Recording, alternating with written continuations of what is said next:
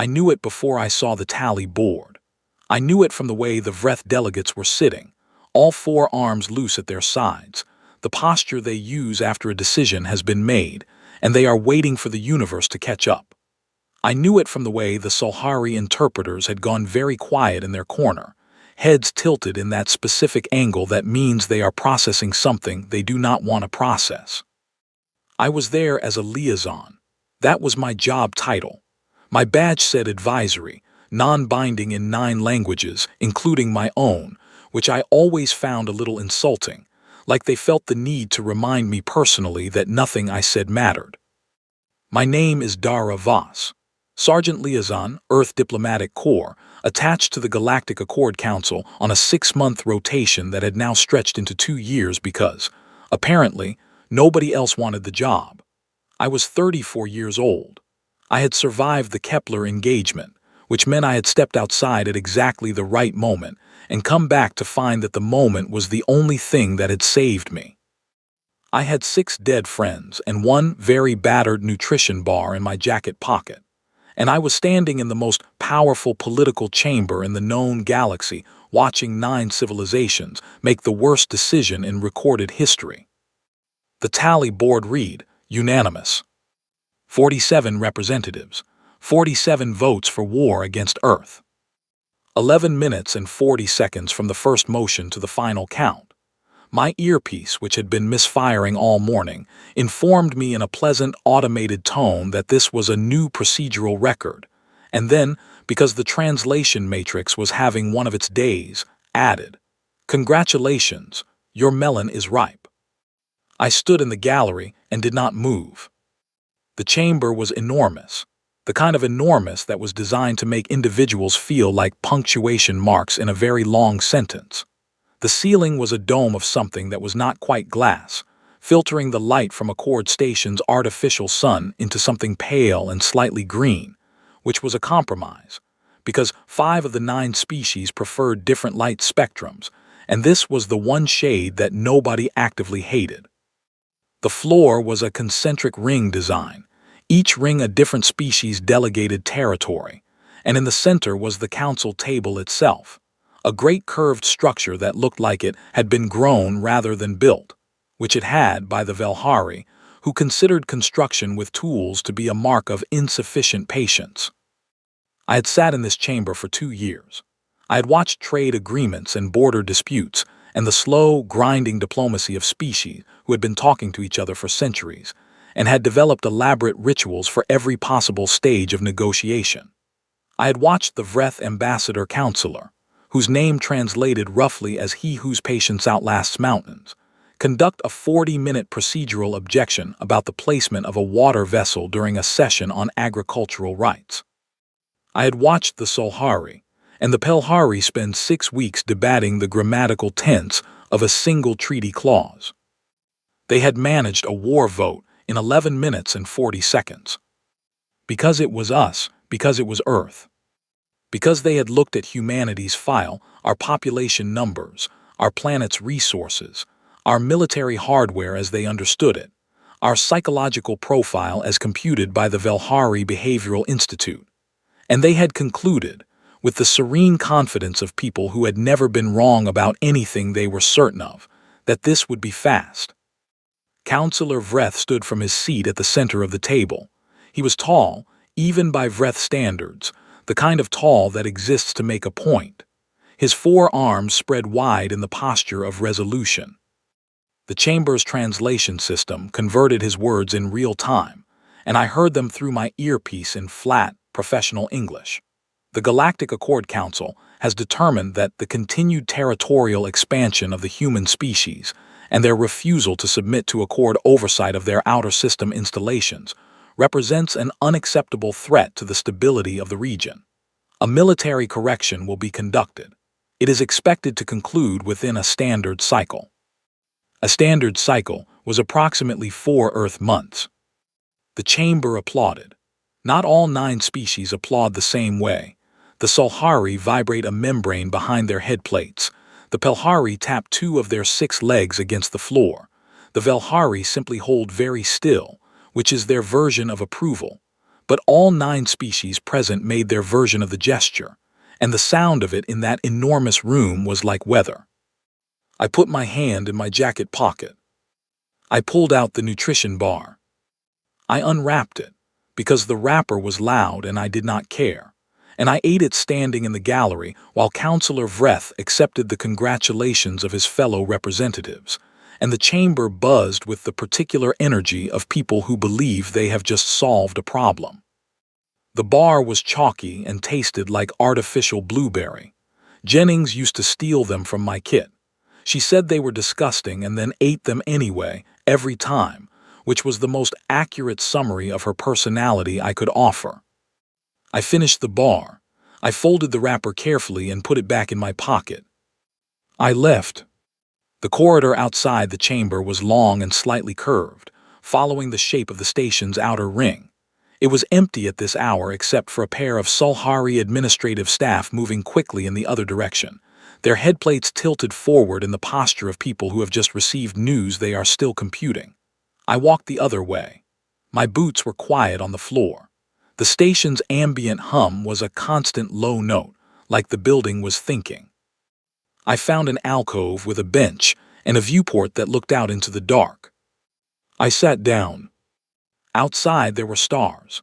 There are always stars, which should be comforting and mostly is not. The Accord station orbited a small, unremarkable star in the neutral zone between Vreth and Sulhari space, which was a diplomatic choice that had taken 11 years to negotiate, and which both sides quietly considered a defeat. Earth was 32 light-years away. I could not see it from here. I never could. I thought about the vote. Not the politics of it. Not the strategy. The thing underneath the politics and the strategy, the thing that the Vreth behavioral models and the Velhari psychological profiles had looked at and had somehow, with all their centuries of accumulated data, missed. They had built a file on humanity. I had seen a copy. It had been forwarded to Earth's diplomatic corps 6 weeks ago by a Sulhari clerk who had what could only be described as a crisis of conscience, though the Sulhari term for it translated more precisely as a temporary failure of institutional loyalty. The file was thorough. It was detailed. It contained physiological data, historical records, an analysis of human military doctrine going back to Earth's first orbital conflicts, population projections, resource maps, cultural assessments. It also contained, on page 47, a number. The number was the projected casualty threshold at which human civilization would, statistically, seek negotiated surrender. It was 14% of global population. The behavioral models had arrived at this figure through a cross-referenced analysis of historical human conflicts. They had looked at every war, every siege, every campaign where a human population had continued fighting despite significant losses, and they had found the point at which, historically, the calculus shifted, the point where the cost of continuing outweighed the cost of stopping. 14%, clean, clinical, precise. I sat in the alcove and looked at the stars and thought about that number, and about the analysts who had produced it, who were very intelligent, who had access to more historical data than any human institution, who had done their work carefully and correctly, and had still managed to miss the one thing that made the number meaningless. They had modeled the breaking point. They had not modeled what we are like after it. I pulled out my comm and opened the secure channel to Earth's Joint Command. The connection took 30 seconds to establish, bouncing through 3 relay points. When it connected, I heard the background sounds of a command center at work, voices, equipment, the particular controlled noise of people managing many things at once. I said they voted, unanimous, 11 minutes. There was a pause. Then a voice I recognized, Commander Osai, who ran the overnight watch and had the specific gift of sounding calm in any circumstance, said, "Understood. Classification." I thought about it for a moment. I filed my report. I marked the severity field with 1 word. I marked the Council's awareness of that severity with another. The first word was existential. The second word was adorable. Then I closed the comm. put it back in my pocket, and sat for a while longer in the alcove while the station hummed, and the stars did nothing in particular and 32 light-years away. A planet of 8 billion people went about their Tuesday without knowing that somewhere in the neutral zone, in a chamber with a green-filtered ceiling, 47 representatives had just made the last significant mistake they would ever make. I stayed until the light through the viewport shifted. Then I stood up, straightened my jacket, and went to find coffee. There was a lot of work ahead, and I functioned better with coffee, which is the most human thing about me, according to Jennings, who is not here to argue about it, which means I get to decide that she was right. She was usually right. I held that thought carefully, the way you hold something that has edges, and I walked down the corridor, and the station hummed, and the stars outside were very far away and did not care at all, and that was fine. That was fine. The Joint Command briefing room on Lunar Base 7 had 17 screens and not enough chairs, which had been true for 4 years and which nobody had fixed because the people who used it were the kind of people who considered sitting during a briefing to be a sign of insufficient urgency. There was one chair in the center reserved for the briefing officer. I used it. My feet hurt. Across from me were generals, ministers, 2 people from the intelligence division whose names I had never been given and had stopped asking about, and a man in a gray wool sweater who was sitting in the back corner and whose clearance level, based on the way everyone else in the room was very carefully not looking at him, was extremely high. I had brought one document and one mug. The document was my full report from Accord Station, 40 pages, already distributed to everyone present 20 minutes before I walked in. The mug said "World's Okayest Planet" on the side in faded letters. It had belonged to Corporal Jennings. She had left it on my desk the morning of the Kepler engagement with a note that said "Borrowing this, back by dinner," which was the last thing she ever wrote and which I had read approximately 400 times since. I put the mug on the table in front of me where everyone could see it. I poured coffee from the carafe. I did not offer to pour for anyone else. I said, "You have all read the report. I am going to cover 3 things that are not in the report because they are not the kind of things that translate well into written documents. After that, I will take questions if I feel they are useful, and I will not take them if I do not." Nobody objected. People who have read a report describing a unanimous war declaration against their planet tend to be in a listening mood. I said, "The first thing is the Council's doctrine. Not the hardware, not the fleet composition, you have all that. It is on page 12, but the doctrine. The way they think about conflict. I have spent 2 years in that chamber watching these species negotiate, and the one thing they all share, all 9 of them, is that their model of war is built on rational cost calculation. You fight until the cost of fighting exceeds the cost of stopping. Every species in the Accord arrived at interstellar civilization through some version of that calculation. It is the bedrock assumption of every military model they have built." I paused to drink my coffee. I said, "The Vreth have not lost a war in 400 years. In that time, they have engaged in 11 significant conflicts. In 8 of them, the opposing force sought terms before casualties reached 6%. In the other 3, terms were sought before 12%. The Vreth have built an entire military philosophy around those numbers. They are extraordinarily good at the conflict they have been fighting." I put the mug down facing front, so the slogan was visible to the cameras recording the briefing for the archive. I said, "They have never fought anything like us." A general near the front, Adiz Akoy, who commanded the Atlantic Fleet and had a reputation for asking the questions other people were afraid to, raised her hand and asked me to clarify. I looked at her. I said, "On page 47 of the Council's intelligence file, which you all have copies of, there is a number, 14%. That is the casualty threshold at which the Velhari Behavioral Institute projects that human civilization will seek negotiated surrender." The room was quiet. I said, "For context, in the second global conflict of the 20th century, the Soviet Union alone sustained approximately 14% population loss, and then continued fighting until complete victory.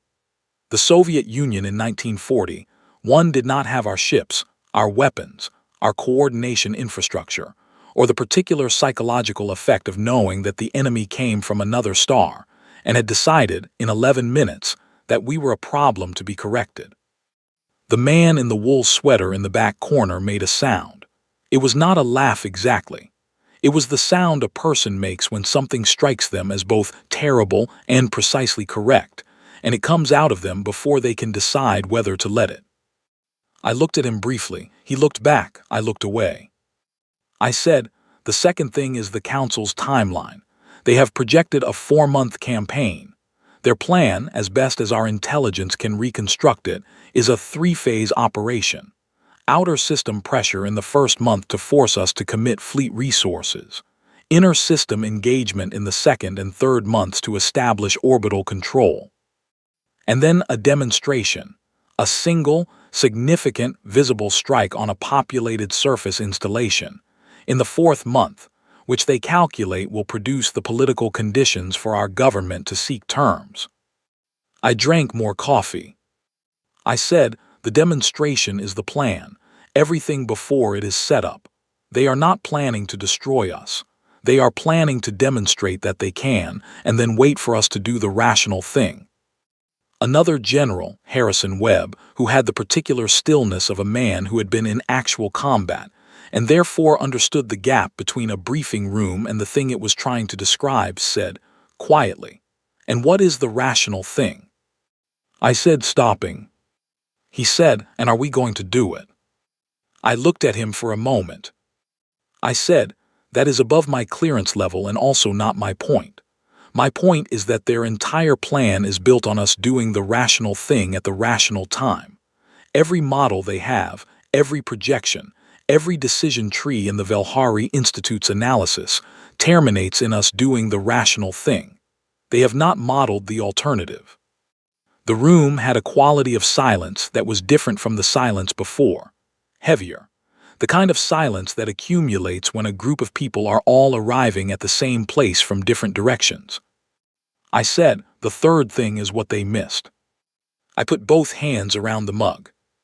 I said, "The Velhari behavioral models are very good. I have worked with them for 2 years and I have genuine professional respect for what they do. They look at historical data with extraordinary precision. The problem is that all the historical data they have on humanity is from conflicts between human groups, us against ourselves. And in those conflicts, yes, there is a pattern. There is a cost-benefit calculation. There is a threshold." I paused. I said, "But those were wars where both sides could read each other. Both sides understood the other's capacity for violence because both sides were the same species. Both sides knew what the other was willing to do because they had done it to each other before. Both sides had a shared framework for what surrender meant and what it cost." I looked at the room. I said, "The Council announced a 4-month campaign to correct us. They used that word, correct, like we are a calculation that has gone slightly wrong, like we are a variable that needs adjusting." The man in the wool sweater was very still. I said, "I want to tell you something about the species that just voted to correct us. The Vreth have been a spacefaring civilization for 400 years, the Solhari for 380. The youngest member of the Accord has been in space for 260 years. In all that time, in all those centuries of expansion and conflict and diplomacy, not one of them has ever encountered a species that decided it was willing to pay whatever the cost turned out to be." The silence in the room was very complete. I said, "They built a model for 14%. They did not build a model for us looking at 14% and not recognizing it as a ceiling." I picked up the mug. I took a long drink. I put it down. I said, "We do what we do. That is all I have to say about what we are. You all know the rest better than I do. You know what we send. You know what we build. You know how long we train people and what we train them for. I am just the person who sat in their chamber for 2 years and watched them vote, and I am telling you that they voted with the complete confidence of people who have never been wrong about something they were certain of." I stood up. I said, That confidence is the only real asset we have in this conflict, and I recommend we spend it carefully. I picked up the mug. I left the room. In the corridor outside, I found a window. Lunar Base 7's corridors had very few windows, which made sense since the view was mostly gray rock and stars. But there was one at the end of the hallway near the lift, and I stood at it for a moment. The stars looked the same from everywhere. That was a fact I had never fully made peace with.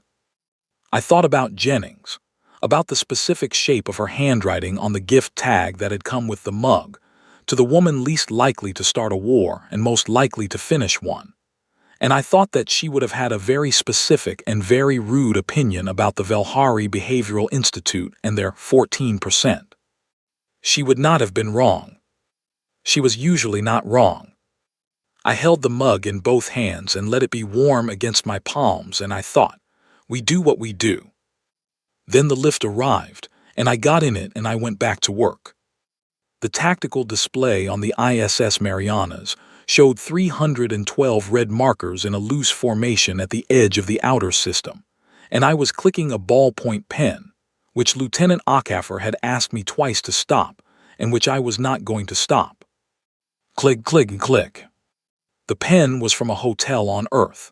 I did not remember which hotel. It had been in my kit for 8 months, and I had never used it to write anything.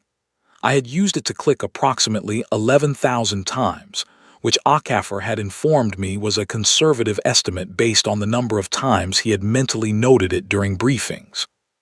The Marianas was Earth's current flagship, not the largest ship in the fleet, but the most coordinated, which was different and more important.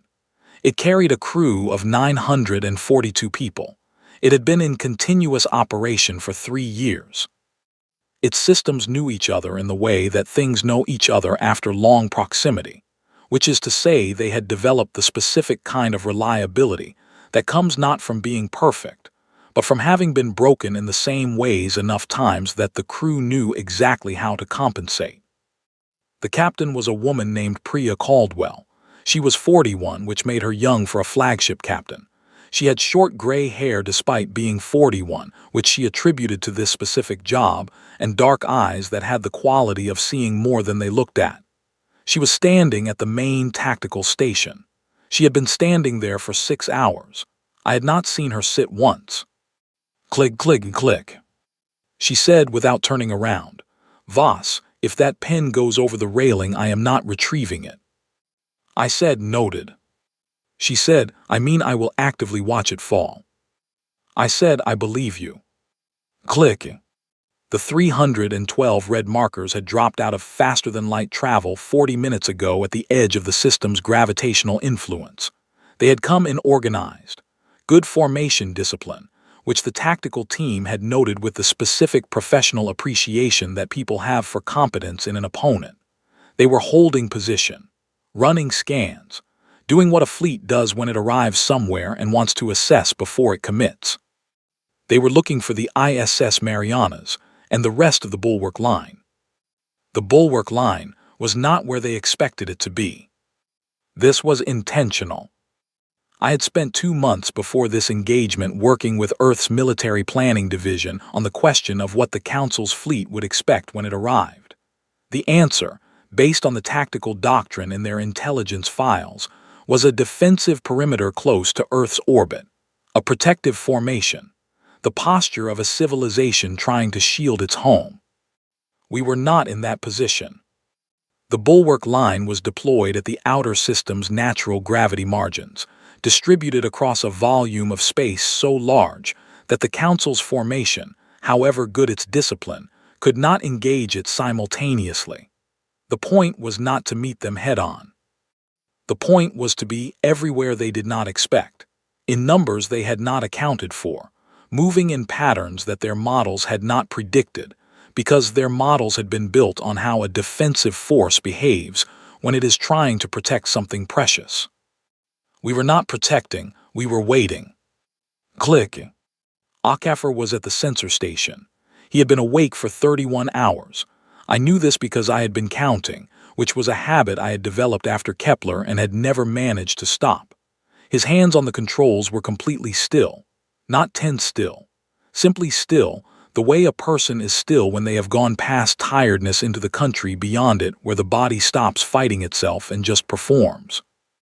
Near the back of the bridge, a medic named Clara Webb was running system checks on the emergency med kits stored in the alcove behind the secondary comm station. She was doing it quietly, methodically, and she was singing under her breath. Something old, something slow, in a language I could not quite identify from this distance. The kind of song that exists in the back of a person and comes out when they are not quite paying attention to themselves. I stopped clicking the pen. I listened to her sing for a moment. Then the alert board lit up. The council formation was moving. Not toward Earth, not directly. They were redistributing, spreading their formation wider, which was a standard VRETH tactical maneuver designed to increase sensor coverage and prevent an ambush from a concentrated source. They were good at this. The movement was clean, precise, each ship holding its interval with impressive coordination. Caldwell watched it happen on the display. She said, "They are looking for a wall." She said, "Give them something to find." The Marianas moved. What happened in the next 6 hours I can describe in the technical language of ship engagements. Distances, vectors, contact durations, the specific vocabulary of combat at the scale of space. But that language does not tell you what it felt like on the bridge of a ship in the middle of it, which is what I want to tell you. It felt like 942 people breathing together. Not perfectly, not without cost. There were moments when the ship shook and the lights shifted, and somewhere behind the sealed pressure doors there were sounds that I did not let myself think about, and the alert board showed things I logged and did not dwell on. There were moments when Akafer's voice went flat and clipped in the way that means he was managing something extremely serious with the minimum number of words.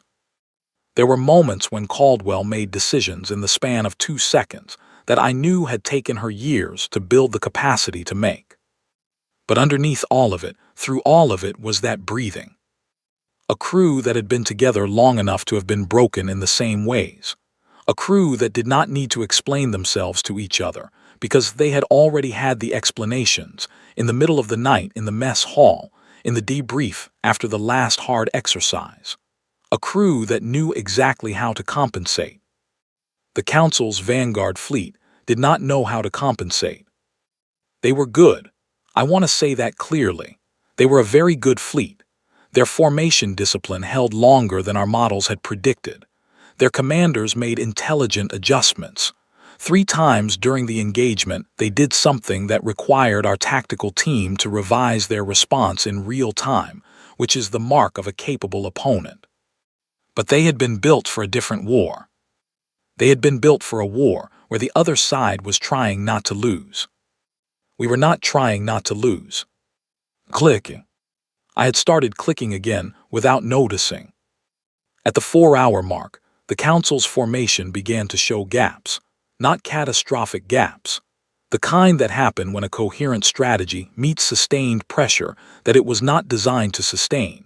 One of their command ships moved to compensate for a gap on the left margin, and in doing so created a new gap on the right margin, and the Marianas went through the right margin like a thought. At the 5-hour mark, Akafer said, in exactly the same voice he used to report routine sensor data, their reserve formation is changing heading. Caldwell said, direction. He said, away. She said, how fast? He looked at the screen. He said, fast. At the 6-hour mark, the Council's admiral sent a transmission. It came through on the diplomatic frequency, which I was monitoring on the secondary console. I heard it in the flat voice of the translation system. Commander of the human military vessel, this engagement has resulted in unexpected parameters. The Galactic Accord Council is prepared to discuss conditions for a cessation of active conflict. He used the formal register. He used the term for addressing a lesser species. He called us an unexpected parameter. Even now, even in this. Caldwell looked at me across the bridge.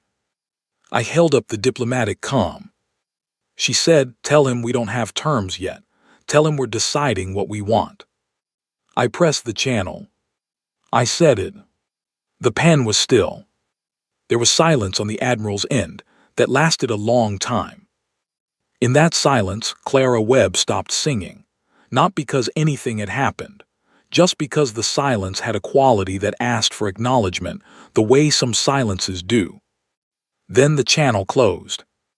Caldwell was already talking to the tactical team, already moving to the next problem, already doing the 10 things that needed to be done now that the immediate phase was transitioning. The bridge came back to its noise. The systems resumed their steady conversation with each other. I put the pen in my pocket. I looked at the display. The red markers were redistributed now, scattered from their elegant formation into something more honest. The bulwark line was exactly where it needed to be. I thought about the Admiral on his ship, computing what had just happened. I thought about the moment, and I believed it had come in that long silence after Caldwell's message, when he understood that he had not started a war.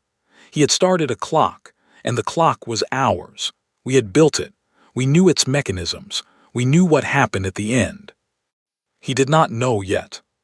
He would.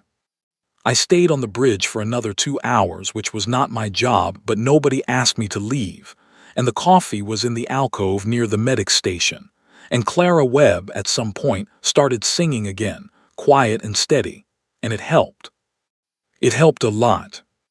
I wore the advisory, non-binding badge again when I walked back into the council chamber. I had kept it.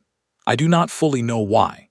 It had lived in the inner pocket of my jacket for 4 months, which was the length of time between the vote and this session, which was the length of time the Vreth had projected for their entire campaign, which was not a coincidence I was unaware of. I put it on in the corridor before the door, not because I was required to, because I wanted it visible. The chamber looked the same dome, same pale green light, same concentric ring design, same curved table in the center, but the air was different. The air was the air of a place where something has already been decided, and the people inside are working very hard to behave as though it has not. There were more representatives than last time. 5 additional delegations had sent secondary envoys, which brought the total seated count to 61. Fear does that. It fills chairs. Vreth was at the center of the table. His arms were at his sides. I took my seat in the liaison gallery, which was elevated slightly above the chamber floor, with a clear sightline to the full table. I arranged my jacket. I set my comm on the armrest. I did not bring coffee because the session was projected to last several hours, and I had learned from experience that coffee in a 4-hour diplomatic session creates its own set of problems. The session opened with procedural formalities, which took 20 minutes and which I spent looking at the representatives. Not listening. Looking. You can learn more from how a room of diplomats holds its body than from the first 30 minutes of anything they say, because the first 30 minutes are always the things they prepared, and what a person prepares tells you what they are afraid you will see. The Vreth delegation was holding itself very correctly. Textbook posture. The kind of deliberate, maintained correctness that is itself a signal, because natural confidence does not need to be maintained. The Sulhari head plates were angled approximately 12 degrees lower than their usual neutral position. 12 degrees is, in Sulhari body language, the angle of honest concern as distinct from performed concern. They were not performing. The Pelhari were doing the thing they do when they are in a room where the social mathematics have changed, tapping their legs in the 4-2 pattern, which an Accord linguist had once told me was the Pelhari equivalent of quietly recalculating. I watched all of this and I thought, they know. They do not know what to do with what they know, but they know. Then the offers began. Councillor Vreth spoke first. His translation arrived in my earpiece in the flat, professional voice of a system that does not editorialize. The Galactic Accord Council, in the interest of regional stability and in recognition of the engagement period's unforeseen developments, is prepared to offer a formal cessation of hostilities effective immediately. Unforeseen developments. I held that phrase somewhere quiet and looked at it. The Salhari secondary envoy spoke next. She was young for her position, which among the Salhari means she was likely extremely competent and had risen past the usual ceremonial pace because someone had recognized she was too good to wait. She offered reparations, specific figures, carefully calculated, which told me the Velhari Institute had been working overnight. The Pelhari offered trade concessions. Two of the star systems their guild had been quietly claiming for a century and a half were apparently now available for joint development with Earth. Then came the seat offer. A council seat, then 3 seats, then 5 when the room read my expression, or possibly my complete lack of expression, and recalculated. A formal apology, rendered in 14 languages, drafted by the Velhari Diplomatic Corps, which produced some of the most precisely worded documents in the galaxy. I had read a preview. It was genuinely a very good apology. It acknowledged harm. It used the specific grammatical construction that, in Vreth formal language, places full institutional responsibility on the apologizing party. It was thorough. I listened to all of it. I was thinking about Kepler. I was thinking about the smell of the air afterward, which is a thing I do not describe in detail to anyone ever, but which is present in the back of my mind with approximately the same frequency as my own heartbeat, which is to say, always, underneath everything, steady and known. I was thinking about Jennings. I was thinking about the note, back by dinner. I was thinking about the 14%. I was thinking about the Admiral's silence on the comm channel, the long pause after Caldwell's message, and I was thinking that somewhere in that silence, he had begun to understand the shape of what he had voted for in 11 minutes and 40 seconds. I let the silence in the chamber get heavy. The Salhari envoy shifted in her seat. Two of the Pelhari delegates exchanged a look that they did not quite manage to make subtle. Vreth held his position with the practiced composure of someone who has conducted difficult negotiations for decades and knows that the first person to break a silence loses its weight. He was very good at this. He was not better at it than me. I said, I am not authorized to negotiate. I let that sit. I said, my badge says advisory, non-binding. You voted on that language when you established the liaison program. I am here to observe and report. I touched the badge. I said, but I am going to tell you something, as the person who has spent 2 years in this chamber, because I think it is relevant to whatever you do next. The room was very still. 61 representatives of 9 civilizations, and the room was as still as the moment before a bell rings. I said, after you voted, I filed a report.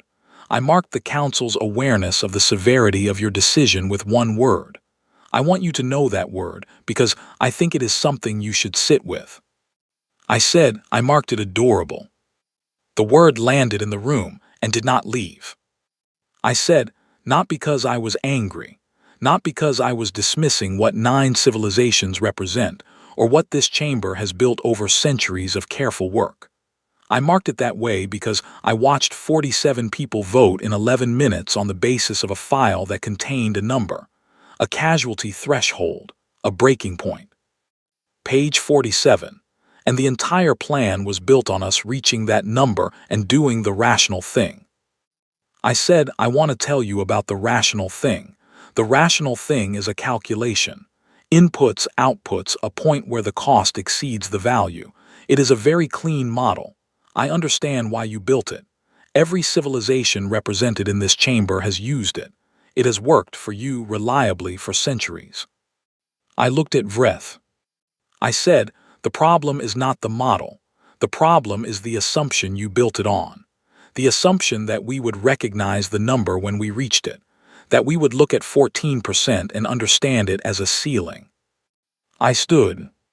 I said, we look at it and we do not see a ceiling. I cannot explain to you precisely why, because I am not a behavioral scientist and I do not fully understand it myself, from the inside. But I can tell you that the men and women on the ships that engaged your vanguard were not calculating. They were not measuring cost against value. They were doing the thing that they do when something they love is in the room that the threat is walking toward. I said, your model did not have a variable for that. I said, I recommend when your institutions build the next model, that they find one. I picked up my comm from the armrest. I said, I will file this conversation in my report. I will mark it as the moment the Council received relevant information about its fundamental analytical error, because my reports are extremely precise, and that is what this moment is. I walked toward the door. I stopped, turned back once. I said the apology was well written.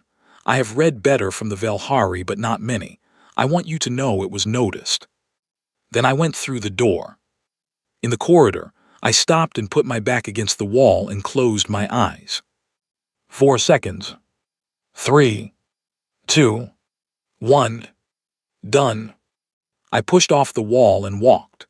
The sound from inside the chamber, not shouting, not chaos, but the very specific high-pitched noise of 61 people recalculating, followed me down the corridor until the curve of the station's ring took me far enough away that I could not hear it anymore. The badge went into my jacket pocket.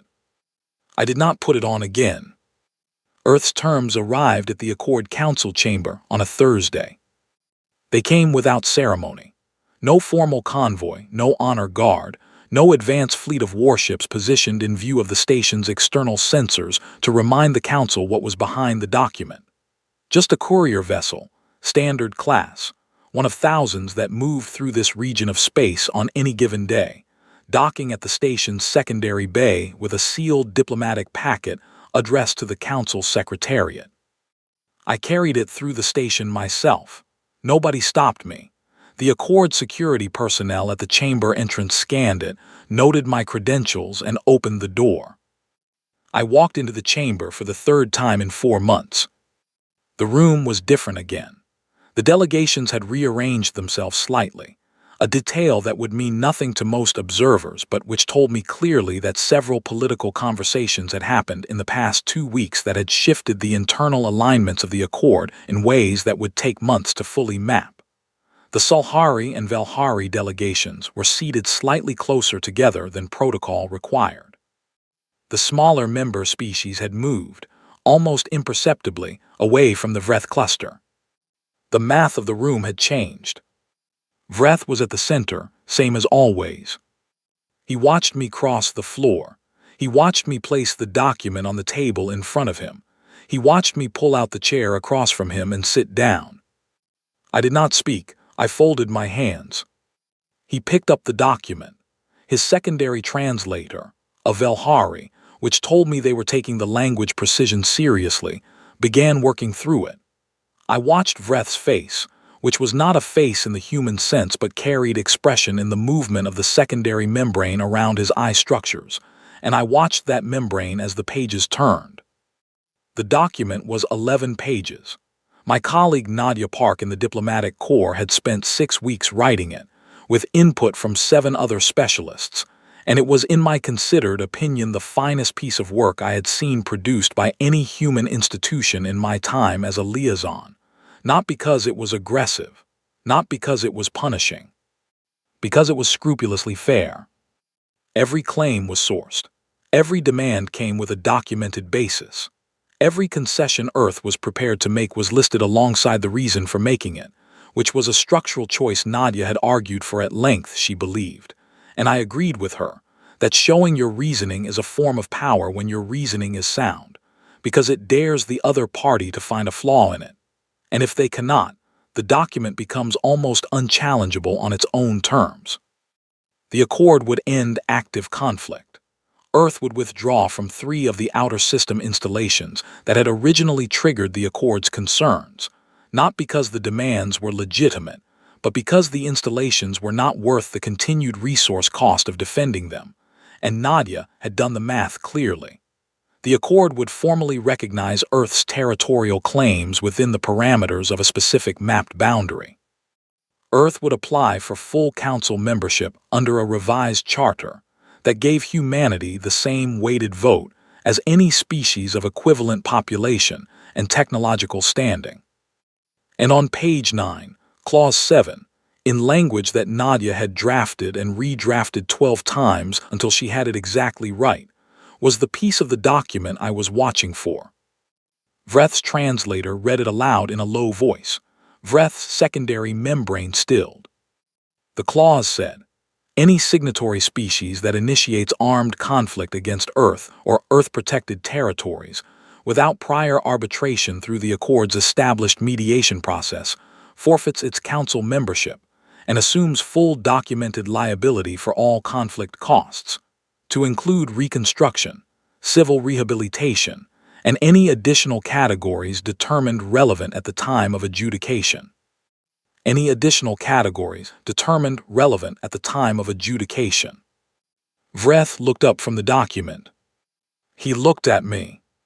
I looked back. He said this clause, the final portion, it is open-ended. I said yes. He said that is intentional. I said obviously. The membrane around his eye structures moved in a way I had not seen in 2 years of watching Vreth diplomats conduct business.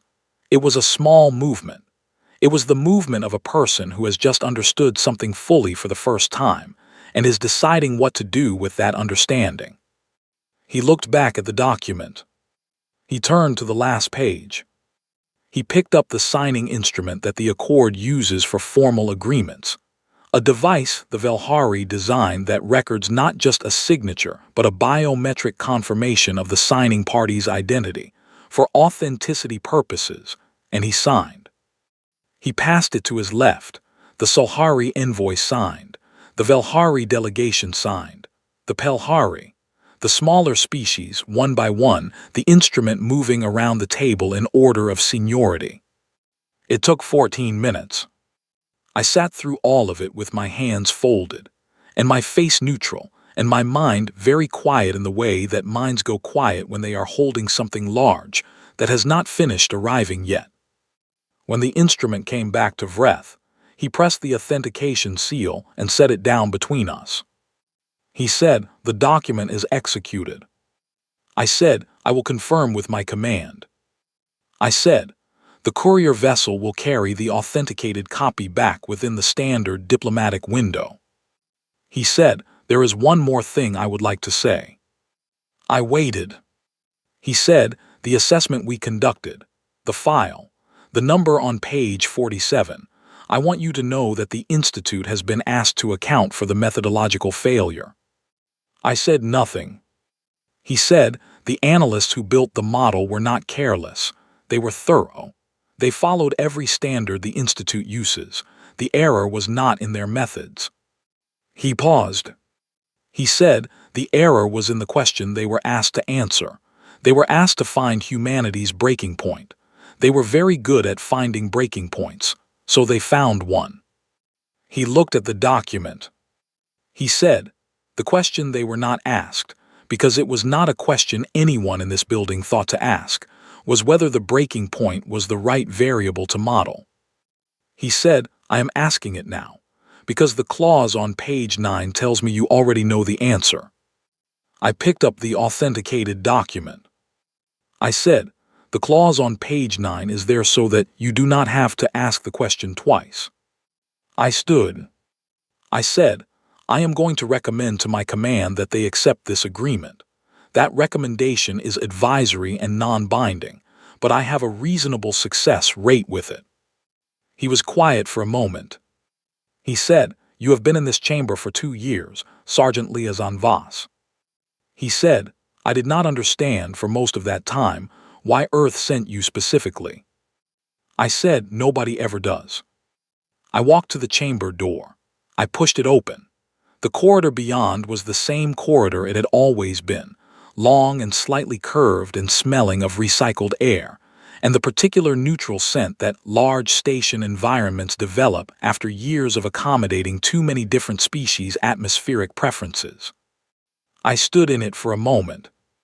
Then I pulled out my comm and opened the secure channel to Lunar Base 7. Commander Os picked up on the second signal. I said, it is done. He said, all terms accepted. I said, Signed and authenticated. Tell the Marianas to stand down. Tell Akafor to sleep. And I mean that as a direct instruction, not a suggestion. Please convey it exactly in those words. He said, understood. Anything else? I held the calm for a moment. I thought about Kepler, the smell, the 4 seconds I allow. I thought about Jennings and the note and the mug, and the 11,000 clicks of a hotel pen that I had never used to write anything. I thought about Clara Webb singing something old in the back of a bridge, while the displays showed red markers retreating. I thought about the man in the wool sweater making that sound in the briefing room. I thought about the Admiral's silence. I thought about Vreth just now, looking at a clause and understanding that the variable was wrong. I thought about what comes after the thing that you have been moving toward. I said, no, that is everything. I closed the comm. I put it in my pocket. I took the badge, advisory, non-binding, 9 languages, and I held it for a moment, and then I put it in the pocket too. I walked down the corridor. The station hummed. The air was the recycled kind. 32 light years away, a planet of 8 billion people was going about its Thursday, and I was going to spend the next 6 hours doing the paperwork that an executed diplomatic agreement generates, which is substantial, and then I was going to sleep, and then I was going to figure out what comes next. I did not know what comes next. That was, I realized as I walked, not the problem I had expected it to be. For 2 years I had known what came next.